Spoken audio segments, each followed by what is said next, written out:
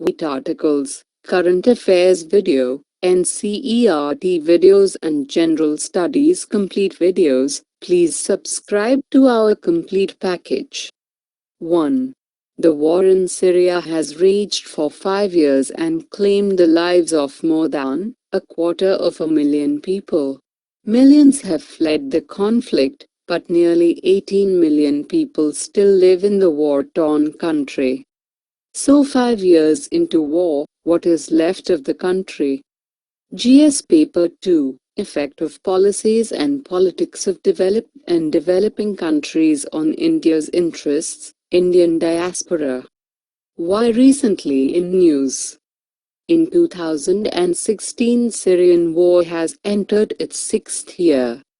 What began as a peaceful uprising against Syria's President Bashar al-Assad 5 years ago became a full-scale civil war that has left more than 250,000 people dead, devastated the country and drawn in global powers. Why is there a war in Syria? Long before the conflict began, many Syrians complained about high unemployment, widespread corruption, a lack of political freedom, and a state repression under President Bashar al-Assad, who succeeded his father, Hafiz, in 2000. In March 2011, pro-democracy demonstrations inspired by the Arab Spring erupted in the southern city of Dera. The government's use of deadly force to crush the dissent soon triggered nationwide protests demanding the president's resignation. As the unrest spread, the crackdown intensified.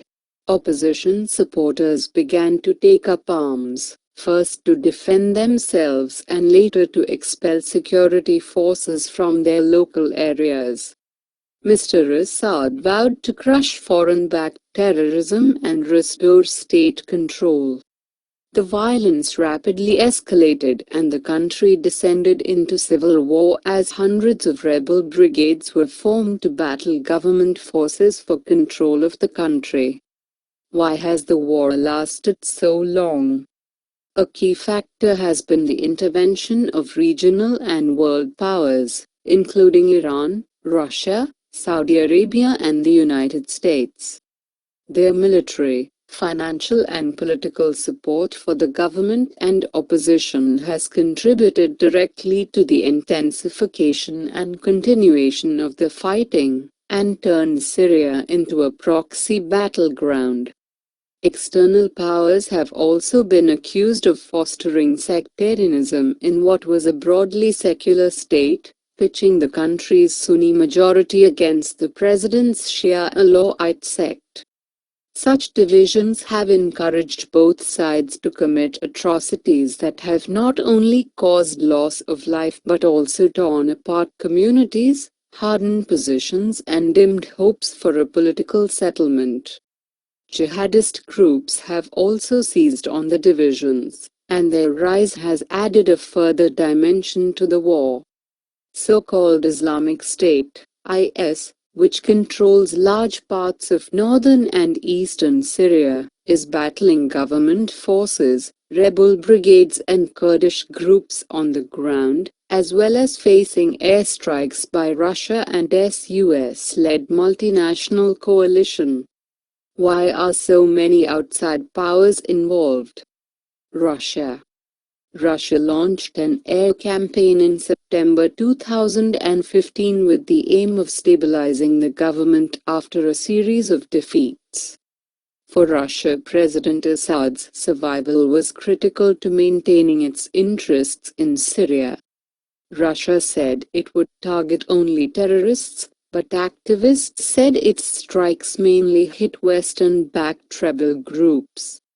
6 months later, having turned the tide of the war in his allies' favor, President Vladimir Putin ordered the main part of Russia's forces to withdraw, saying their mission had on the whole been accomplished. Iran. Mr. Assad is Iran's closest Arab ally and Syria is the main transit point for Iranian weapons shipments to the Lebanese Shia Islamist movement Hezbollah, which has sent thousands of fighters to support government forces. US. The US, which says President Assad is responsible for widespread atrocities and must step down, has provided only limited military assistance to moderate rebels. It was fearful that advanced weapons might end up in the hands of jihadists.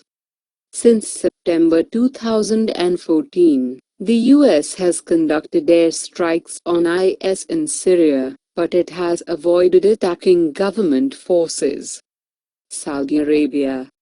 Sunni-ruled Saudi Arabia, which is seeking to counter the influence of its rival Iran, has been a major provider of military and financial assistance to the rebels, including those with Islamist ideologies.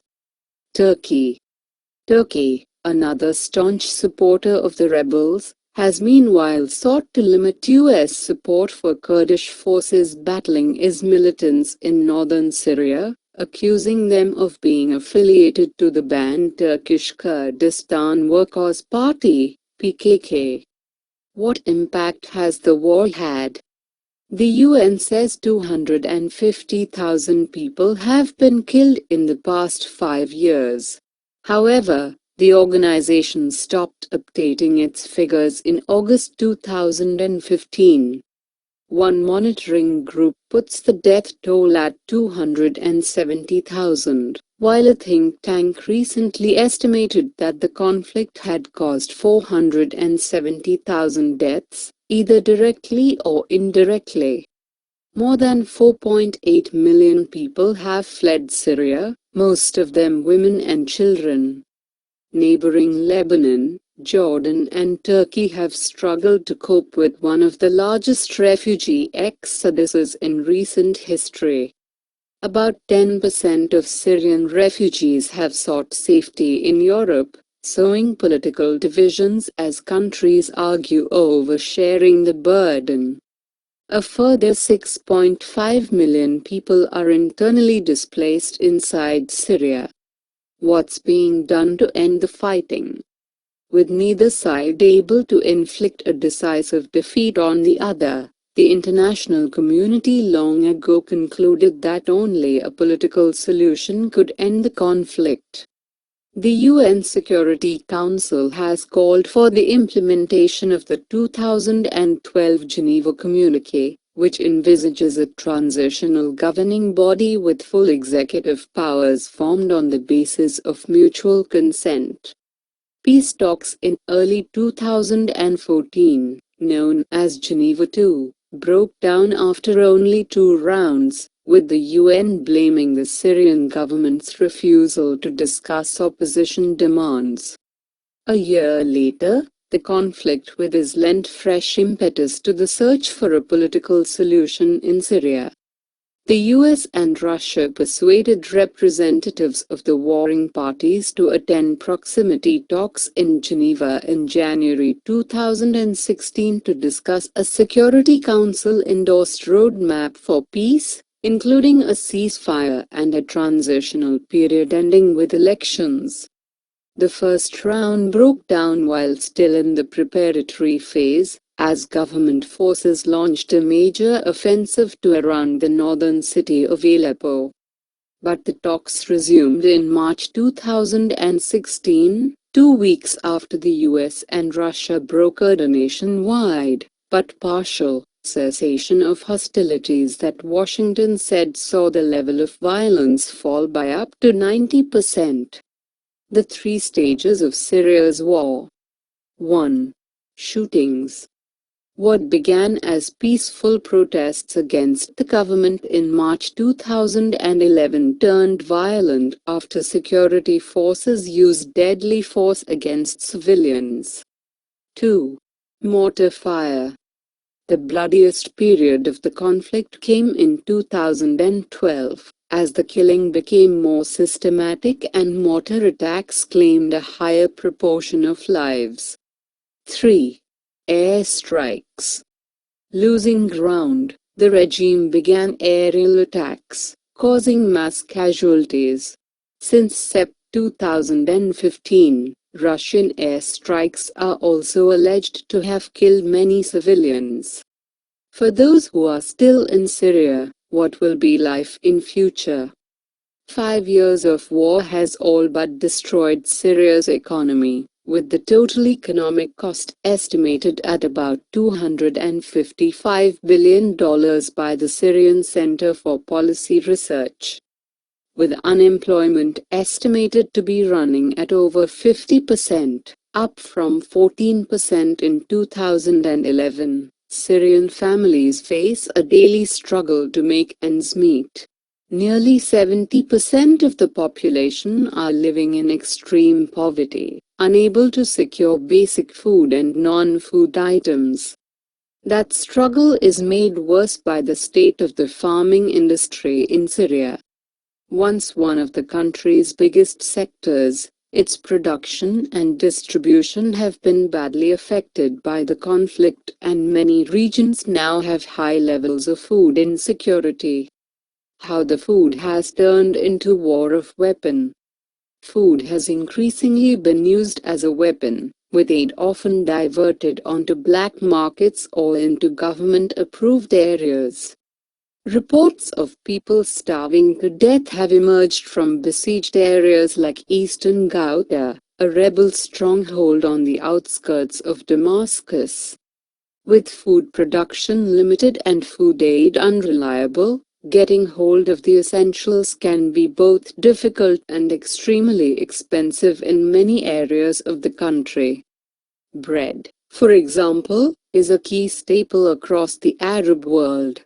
Before the war, Syria's government subsidized it and other essential food items as part of the country's welfare system. In return, it hoped for the support of its people.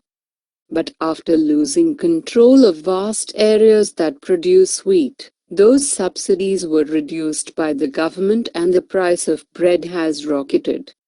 President Bashar al-Assad has sought to counter this by importing wheat from Ukraine and Russia, which has kept prices relatively stable in government-held areas like Damascus.